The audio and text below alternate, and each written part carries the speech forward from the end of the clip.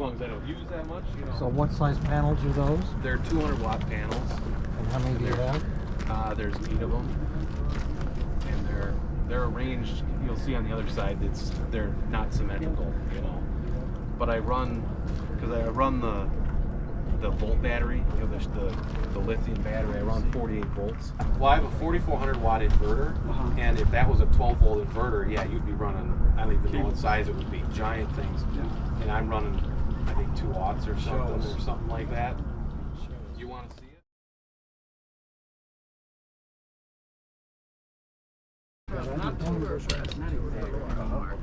It's a Chevy Volt battery from a Chevy Volt. Oh, I see what you're saying. I see what you're saying. Yeah. So lithium. But that's like 175 volts, isn't it? Well, no, it's usually like 420. So, yeah, so there you go. That's so it's actually the whole battery pack out of a Volt. But you have but I reconfigured. You have upper and lower. Yeah, I reconfigured the whole thing. So what's your voltage? So I rewired it. It's about 46 volts nominal. Okay. So it goes between about 40 and a half and about 50 volts. I machined bus bars. These are bus bars underneath the covers there. And there's sections of 12, I think it is 12 cells. You can kind of see like from here to here, and then from here to here, it's made up of all these sections from the factory, and they have little copper bars that just connect them all in series normally. So I reconfigured all that and just wired everything up in parallel down here, and then, you know, that's the ground, and the positive obviously it runs to the inverter in the other compartment over there with a fuse and a bunch of other Do you have a separate cooling pump for it? Yeah, so originally the battery on the Volt it's actually actively cooled with the air compressor or the air conditioner stuff, and it's also heated. So I built a unit to do that on here that goes behind here. Is that what the blue hoses are? Yeah, these are the coolant hoses. So you can't see the ones down here, they're kind of hidden, but the coolant flow through here, it goes in one, it goes through all the cells to the other side and comes back through the other loop. Pretty complex system. We've got a Volt, and when you're charging, you can hear that cooling system goes on and off all the time. Yeah. You're sitting there charging. No, I've never seen this on like let's say an SOK or the other type of batteries that are on the market, a cooler.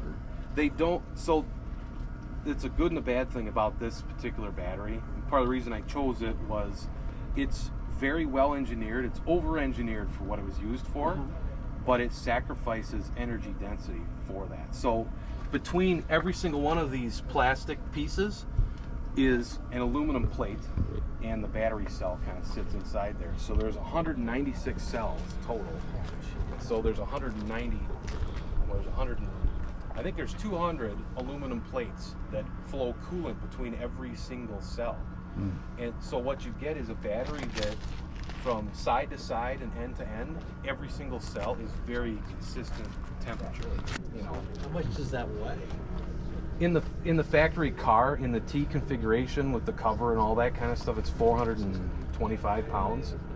So The way you have it is less?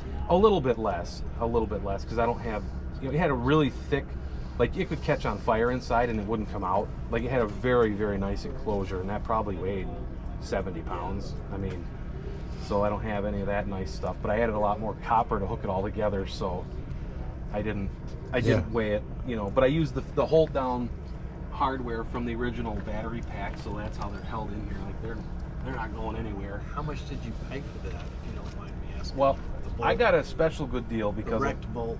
so I got the battery for about 850 bucks.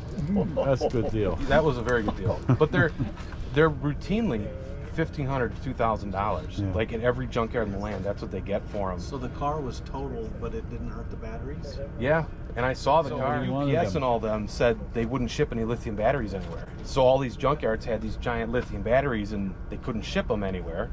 And it wasn't a high demand for them to fix busted Chevy Volts. So yeah, they said, yeah, half price if you can drive out here and get it. Okay. So do you I have asked them if they had safety- two, and they didn't. I you was have going to put safety 2 of them in here. systems? What's that? You have safety systems to fusing and that kind of Shut it stuff.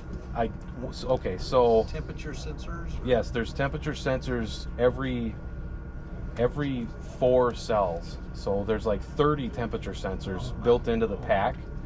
So I monitor those temperatures so that I know what to heat it and cool it to.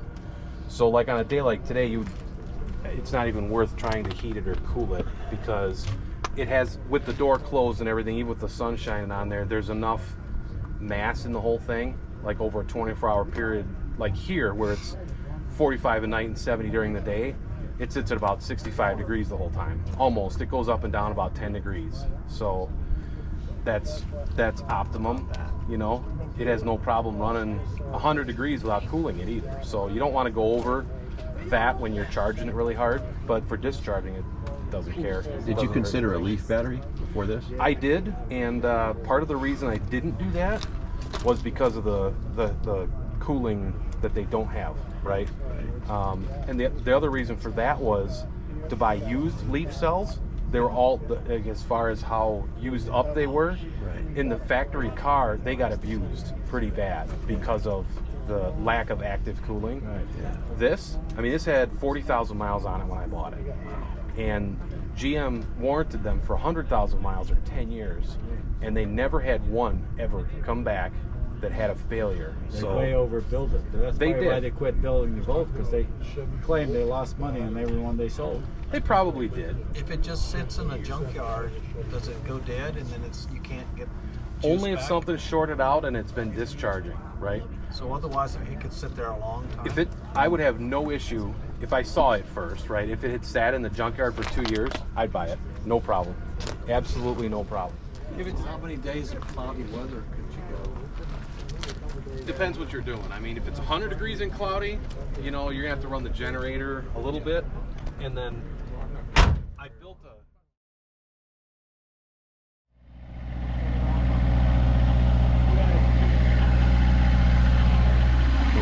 Don't want to. Ta-da! Oh. That ain't right. That's just not. You didn't believe me, did you? Well, I can turn my outside lights on and off. with my Who phone. shut his generator off? He did with the smoke. I Oh, know. yeah. Stuff and whenever I have a log of this whole thing.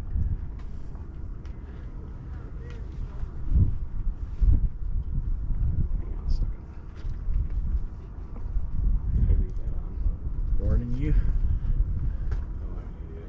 It's getting a signal from the coach. I don't know if can you hear that? Yeah. Yeah? That's my LP hot water heater Oh, that I turned on so I could wash my hands okay. half an hour ago. It's warning you. Is it off now? It's turning itself off now. It's turning itself off. I commanded Did you it catch to that, stop guys? using LP. No, I got it. Well, anyway, so what happened was it over. So their antenna's down?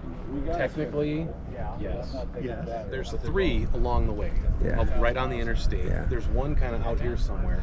But what I can do with that, because I've got the 2 directional antennas, I can go to, I forget what the frequency is, it's 1900 megahertz or something like that, so it's kind of on the high side.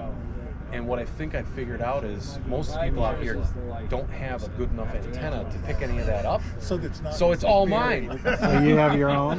The Wi-Fi spawn from the Starlink, we could be in good shape. Well, the Starlink would be the way to go. I mean, there's hands down. If I could have one and it would be here, I would be using it. So what's So- your background, Danny? What do you do? What would you? How'd you get this? How so? Because you're making a whole lot of people feel little. I asked So him you that gotta know last where night you at the came fire from. with whiskey. It's amazing. I've been a computer geek, electronic nerd kind of guy. Like since I was a little kid, my dad was an electronic engineer, so he was a really good troubleshooter. I'm a really good troubleshooter. Like I'm really good at figuring things out. It's just in my mindset.